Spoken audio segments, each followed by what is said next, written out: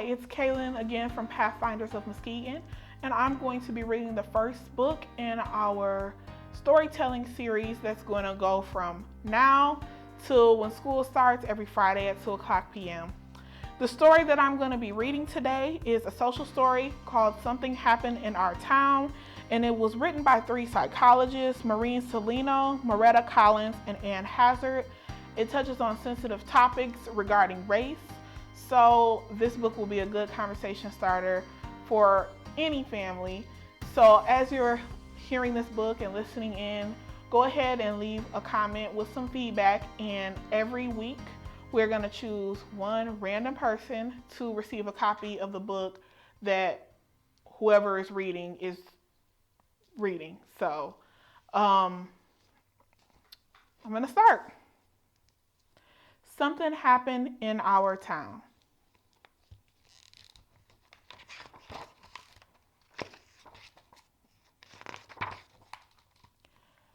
Something bad happened in our town.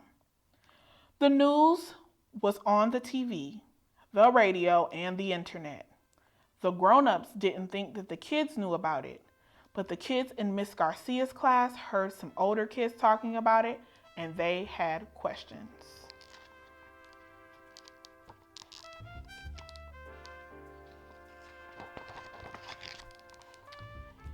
After school, Emma asked her mother, "Why did the police shoot that man?" "It was a mistake," said her mother. "I feel sad for the man and his family." "The police thought he had a gun," said his father. "It wasn't a mistake," said her sister Liz. "The cops shot him because he was black." Emma was confused. "He is brown, not black," she said. "Some black people have dark brown skin, and some have light brown skin," Emma's father explained.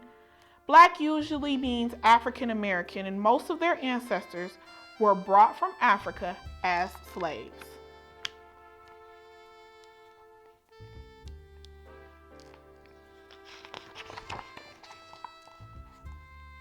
"I know what a slave is," said Emma. "That's when you have to do whatever the other person says."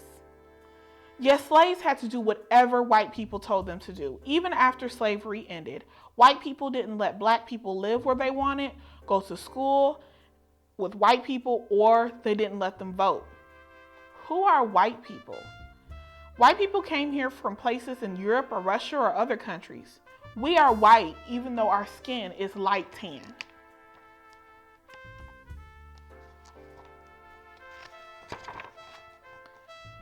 "Did our family do those bad things a long time ago?" asked Emma. "Yes," answered her mother. "Back then, many white people thought that they were better than black people, even though it wasn't true." Liz added, "Some white people still think most black men and boys are dangerous, even though they are not." "Was the man that got shot dangerous?" asked Emma. "No," her mother said. "Shooting him was a mistake." "It was a mistake that is a part of a pattern." "Like the pattern on my blanket?" Emma asked. "Yes, but this pattern is being nice to white people and mean to black people. It's an unfair pattern."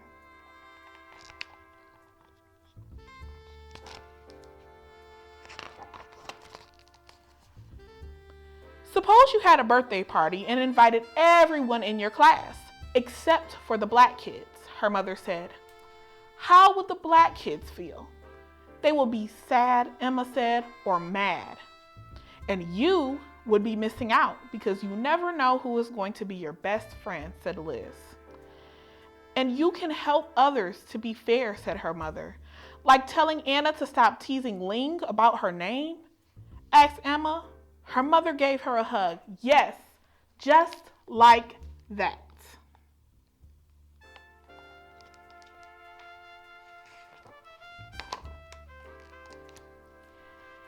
In another house, Josh asked his mother, "Can police go to jail?" "Yes," said his mother. "Why do you ask?"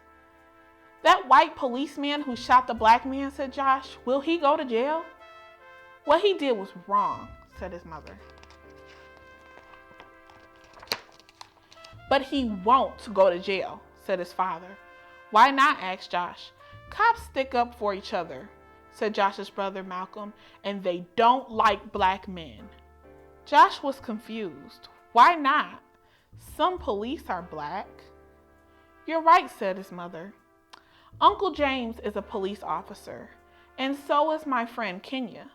There are many cops, black and white, who make good choices. But we can't always count on them to do the right thing.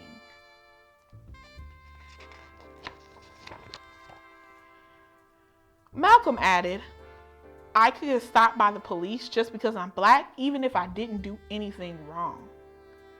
That's not fair, Josh said. What if it was a white man in the car? Would the police have shot him?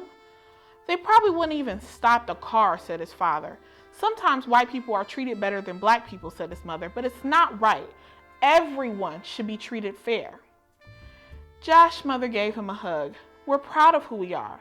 Harriet Tubman, Martin Luther King Jr., and Nelson Mandela were strong and brave black leaders.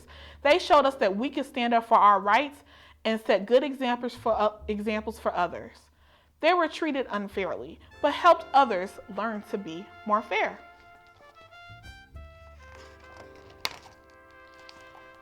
Some people haven't learned yet, said his father angrily. Why are you mad? Asked Josh. I'm mad because we're still treated poorly sometimes, but I can use my anger to make things better, said his father. Black people have a lot of power if we work together to make changes. I have power, Josh said, and I'm smart. His father smiled. You're right. His mother added, and you can change people's hearts by sticking up for someone who is not treated fairly.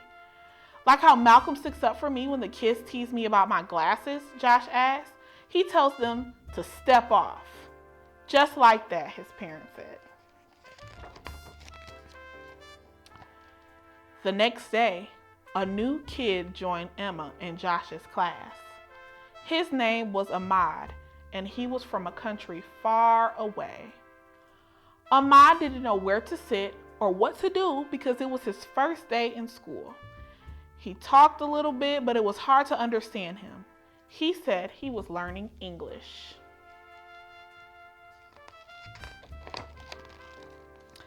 After lunch, the class went outside to play soccer. Daniel and Sophia picked kids to be on their teams. All of the kids were picked to be on a team except Ahmad. Daniel said Ahmad probably didn't know how to play because he was new. Sophia said Ahmad might not be good at soccer. Josh remembered what his mother said about sticking up for people who were treated unfairly. Emma remembered what her mother said about unfair patterns and birthday parties. All of a sudden, Ahmad wasn't alone. Emma and Josh were leading him to their team. We have enough kids on our team, Daniel said. We don't need him. But Josh was ready. Step off, he said. He's playing. Yeah, said Emma. We don't want him to miss out. And just like that, Emma and Josh gained a new friend and started a better pattern in their school. So hopefully this will spark some conversations in some households. Once again, if you have any final thoughts for this book, please leave them in the comment section. We're going to be choosing one family to win a copy of this book.